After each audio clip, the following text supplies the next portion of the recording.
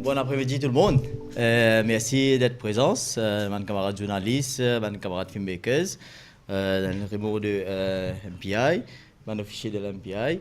Et objectif de sa conférence de presse là, c'est nous lancer une compétition qui appelle La vie après accident. La Mauritius Film Development Corporation, en partenariat avec le ministère des Infrastructures publiques et du Transport routier, lance un concours de court-métrage avec pour thème « La vie après l'accident ». Le coup d'envoi était donné ce mercredi 24 avril dans les locaux de la MFDC à Floréal, réunissant les professionnels de l'image et les amoureux du cinéma. Nous avons certains gens qui, arrivent à un accident grave et ils débalancent la vie personnelle et aussi la vie des familles. Et ça, il y a beaucoup l'effet de la société et de la vie quotidienne. Un autre concours qui nous est lancé cette année-là, c'est la vie après accident. Nous tous nous disons, nous bien sensibilisons, nous les conducteurs, nous les automobilistes, comment nous bien conduire, quelles précautions nous bien prendre. Mais parfois nous billets et des affaires qui quand nous pas prend compte de sécurité routière qui nous est là et arrive des affaires graves qui comme accident. Et accident il bouleverse la vie d'une personne, pas une personne, une famille, une société. Et là, nous pouvons montrer qu'après un accident, la vie après un accident, c'est nos envies qui nous van filmmakers montrer nous, right?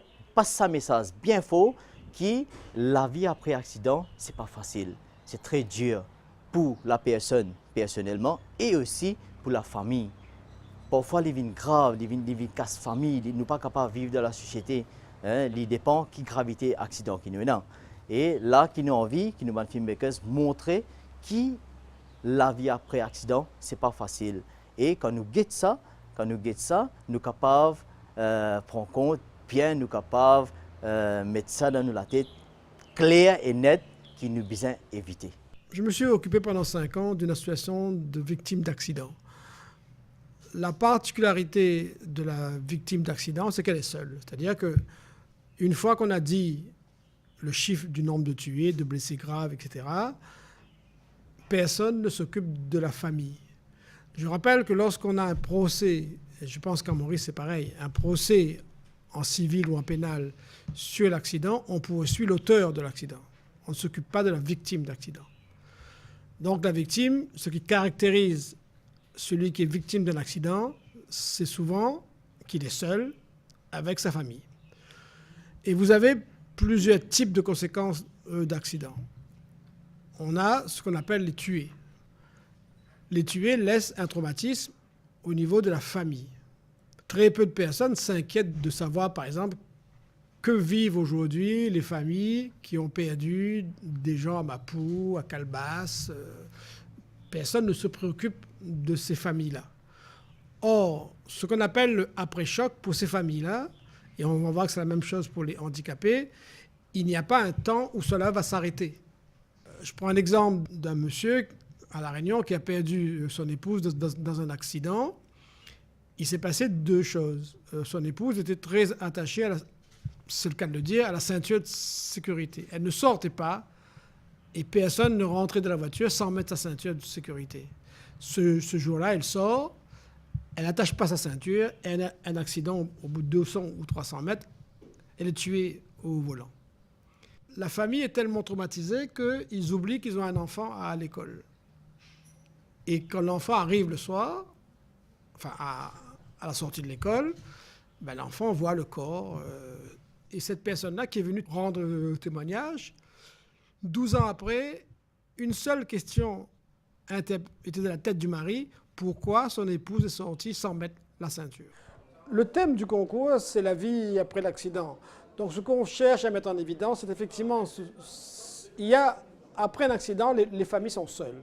Donc tous ceux qui ne sont pas concernés directement par l'accident ignorent complètement les souffrances, les épreuves, les difficultés financières et autres que les familles ont à affronter chaque jour et souvent jusqu'à la fin de leur vie. Donc le concours, le projet, c'est effectivement encore une fois de rendre présent dans les familles, donc toutes les familles possibles et imaginables. L'accident de la circulation ne choisit ni au niveau des classes sociales, ni au niveau de la culture ou des races. Ça touche tout le monde. Donc ce que l'on veut, c'est que chaque famille, chaque personne qui regardera les films que l'on va recevoir, se sente concernée et se dise « cela peut m'arriver ». Au travers de cette campagne, de ce concours que l'on lance avec MFDC, l'idée générale est la suivante, c'est que l'accident reste quelque chose qui est étranger aux familles, aux personnes qui ne sont pas impliquées. L'image, notamment la télévision, est présente dans tous les foyers. Donc très clairement, ce qu'on recherche au travers de ce concours, c'est de rendre l'accident palpable, présent, concret pour les familles, pour que chaque famille se rende compte des conséquences que provoque un accident. La vie a bouleversé et nous pouvons dire arrêter. Right? Nous devons prendre compte que nous devons arrêter, nous devons comment se pense nous, nos familles et surtout les autres et les autres familles. Moi, je pensais tellement qu'il y a un accident qui arrivait, il y a un accident bêtement qui arrivait aussi. Mais je pensais que c'est une bonne initiative pour faire que les gens prennent conscience aussi quand vous êtes sur la route. Et aussi quand un gens perd sa famille, et comment ça peut être. Je pourrais à l'occasion de suivre un peu, guetter un peu mon histoire. Personnellement, moi, mon coach d'une équipe de réalisateurs, c'est qu'il fait nous avoir 3-4 réalisateurs qui peuvent participer là. Cette compétition-là est ouverte à tout. Et là, nous pouvons demander aux filmmakers, aux réalisateurs, qu'ils viennent avec un concept qui, vraiment, qu'ils peuvent passer un message très fort qui nous besoin éviter. Carrément, nous besoin éviter, qui nous besoin qu'on respecte le code de la route et nous conduire bien pour nous, pour nos familles et pour la société. Et nous, quand nous roulons, nous avons un plaisir de rouler dans le pays que nous avons envie d'aller. Ça veut dire que quand nous sortons safe et quand nous rentrons safe. L'image, tout le temps, un message bien powerful qui est passé. Une image qui est capable de montrer beaucoup d'affaires. Si tous aujourd'hui nous pouvons vivre dans la vie moderne, que aujourd'hui, tout avec le saut portable, et check une vidéo, et un film comme ça, il peut prendre parce qu'il est conscient tout un chacun. Right? Il est capable d'un enfant, il est capable d'un jeune, il est capable d'un parent, il est capable d'un grand monde, il est tout. Et aujourd'hui, quand si nous pouvons faire une vidéo, et nous avons un professionnel à Maurice aujourd'hui qui veut faire une vidéo, et ça un message, une vidéo là, passe un message bien faux. Et quelque part, nous pouvons avoir des gens qui peuvent prendre ça à cœur. S'il compte à sa famille, s'il compte à la société, bien sûr, ça va un message qui peut passer dans cette vidéo-là. Et tout le monde est accessible aujourd'hui. Tout par Internet. Et le gouvernement peut travailler beaucoup, comment on dit, qui peut faire une campagne, comment on dit bien, comment pour respecter le code de la route. Et là, il est important qu'il nous passe un message très fort qui nous dit arrêtez. Pareil que moi, il y a une histoire. Et quand on regarde l'image, ce n'est pas la même. C'est pas la même. C'est là, il est devant vous, il est réel, on trouve qu'il peut passer. Ouais. D'une manière générale, ce qu'on ne voit pas, c'est la souffrance des proches.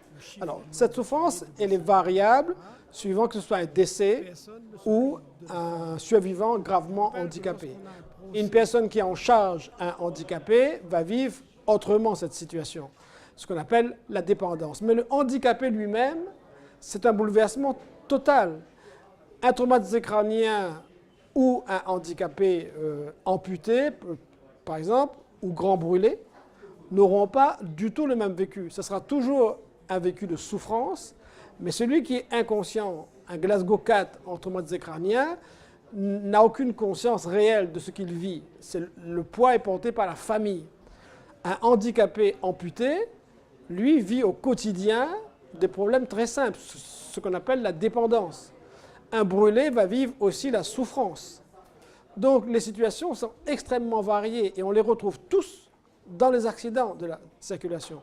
Donc il n'y a pas vraiment une niche. Il y a simplement peut-être que chaque réalisateur va devoir soit s'identifier à une situation qu'il connaît, soit dire tiens, tel aspect ou la souffrance physique ou la souffrance morale m'intéresse, ou la partie financière, ou la perte de chance, c'est-à-dire un jeune, par exemple, qui était destiné à devenir un grand sportif ou un musicien, il est blessé, il ne peut plus faire carrière, Donc voilà, il y a toute une série de situations presque à l'infini. C'est un sujet assez vaste dans le sens qu'il y a un élément sociologique, psychologique, tout ça rentre là-dedans. Il n'est pas forcément, on dirait, montrer accident, comme on a expliqué ici, mais surtout sociologique aussi, psychologie des victimes, ceux qui causent des accidents, tout ça. Ben moi, je peux dire que c'est un objectif pour nous et aussi avec le ministère qui nous peut collaborer pour passer un message fort et qui nous espérait que ça va un message qui a assez l'importance et pour nous amener la vie assez correcte, pour nous conscients qu'il y a un accident, éviter un accident parce qu'après accident, c'est grave. Dans le nombre de films que l'on va recevoir, nous on a prévu de retenir au moins, si on reçoit plus, tant mieux, les 12 premiers. Donc en dehors des films qui seront primés financièrement, tels que le concours le prévoit, ces films vont servir de support pédagogique pour toutes nos animations, toutes nos actions de sensibilisation, soit en entreprise, soit dans les écoles, puisque à partir de l'année prochaine, l'éducation routière va devenir obligatoire effectivement dans les écoles depuis le grade 1 jusqu'au grade 13, et puis, donc je crois avoir dit les entreprises, et puis les driving schools.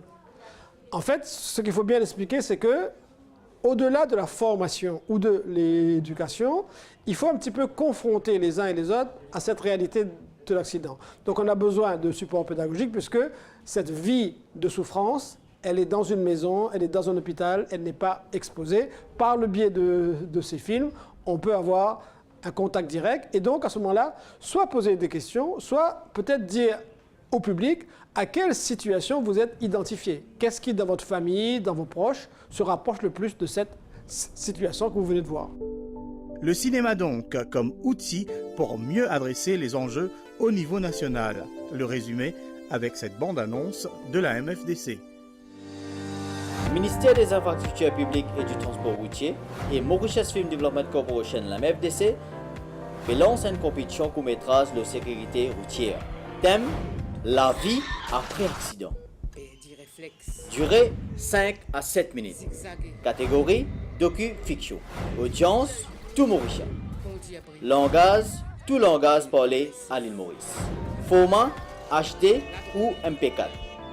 Date enregistrement: le 29 avril 2019. Date soumission film: le 27 mai 2019. Pour plus d'informations, contactez la MFDC le 696 31 37.